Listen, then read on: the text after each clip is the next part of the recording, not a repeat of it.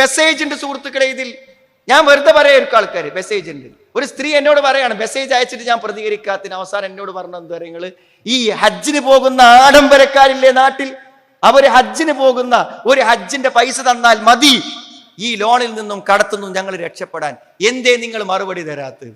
ഞാൻ പറഞ്ഞു, ലോൺ എടുത്ത് കുടുങ്ങിയവർക്ക് എന്ത് മറുപടിയാണ് കൊടുക്കാനുള്ളത് സുഹൃത്തുക്കളെ? അവർക്ക് ആവശ്യമുണ്ടെങ്കിൽ അവർക്ക് ഇപ്പം അന്ന് 5 ലക്ഷത്തിന് ലോൺ എടുത്ത ആൾക്കാരെ കടം തീർക്കണമെങ്കിൽ ഓലെ പലിശന്റെ 5 ലക്ഷം കൂടി നമ്മൾ എക്സ്ട്രാ കൊടുക്കണം. എന്നാൽ അവർക്ക് അന്ന് 5 ലക്ഷം ചോദിച്ചാൽ പോരായിരുന്നോ?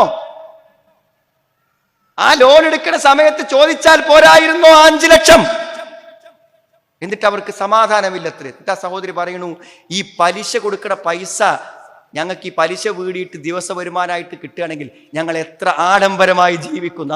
ശരി തന്നെ സുഹൃത്തില്, ആരെപ്പോ ഇത് കൊടുക്കാൻ പറഞ്ഞു, ആരിത് എടുക്കാൻ പറഞ്ഞു?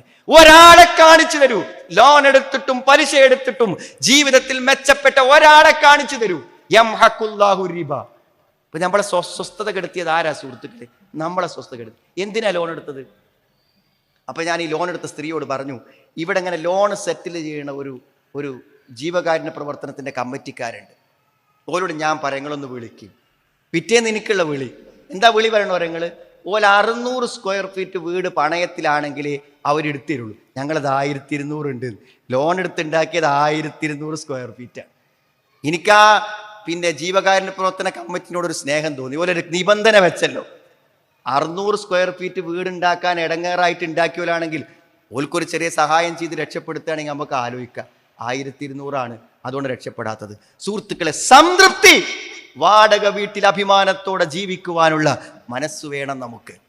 മനസ്സിലേ? 800-ന്റെ ഒരു മാരുതി കാർ കൊണ്ടടക്കാനുള്ള വിനയം വേണം നമുക്ക്. പൈസ ഉണ്ടാകുമ്പോൾ വാങ്ങിക്കോളിയും, ഒരു പ്രശ്നമല്ല. റൊക്കം കാശൻ കൊടുത്തിട്ട് വാങ്ങാൻ പറ്റുമ്പോൾ വാങ്ങിക്കോളി സുഹൃത്തുക്കളെ. സമാധാനത്തോടെ ജീവിക്കുക. ഈ ശമ്പളക്കാരൊക്കെ ഉണ്ടല്ലോ, ഓരോ ശമ്പളം അവർക്ക് കിട്ടലില്ല. ഓരോ ശമ്പളം അവർക്ക് കിട്ടലില്ല. ആർത്തിയും മോഹങ്ങളും വെച്ചെടുത്ത ലോണുകളിലേക്ക്, ബാങ്കുകളിലേക്ക്, ട്രഷറികളിൽ നിന്ന് ആ പണം ഒഴുകും. അവരെ കയ്യിൽ വട്ടച്ചെലവുള്ള പൈസ പോലും വന്നു ചേരില്ല. കിട്ടുന്ന ജീവിതം കൊണ്ട്, ഉള്ള ഭാര്യയെ കൊണ്ട്, ഉള്ള മക്കളെ കൊണ്ട്, ഉള്ള മുറ്റം കൊണ്ട്, ഉള്ള സിറ്റ് ഔട്ട് കൊണ്ട് തൃപ്തിപ്പെടാൻ പറ്റിയാൽ ടെൻഷനില്ല. ടെൻഷൻ എന്ന് പറഞ്ഞ പ്രശ്നമേ നമുക്കുണ്ടാവുകയില്ല.